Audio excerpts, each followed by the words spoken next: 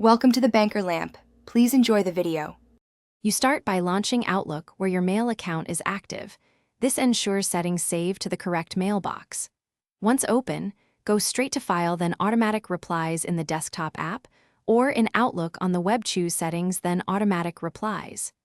You do this now because toggling the correct control prevents duplicate or conflicting rules.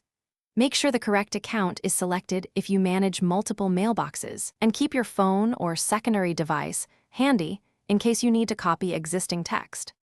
You enable automatic replies and choose precise start and end times so messages stop automatically. This avoids forgetting to turn it off. Then write a concise internal message with relevant contacts or escalation steps, and craft a pared-down external reply that protects privacy and gives alternatives. Once done, check the option to send replies only during scheduled times if desired, and add rules for forwarding or moving incoming mail to keep your inbox organized while you are away. You finish by hitting Save or OK, then immediately verify by sending a test message from an external account. This confirms both internal and external text and timing are correct. Make sure rules behave as expected and that automatic replies stopped or start per the schedule.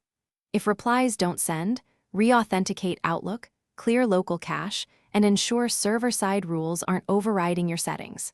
If problems persist, contact your IT or check the account's mailbox delegation and server policies before retrying. Thanks for watching. If this was helpful, leave a like and consider subscribing. See you next time.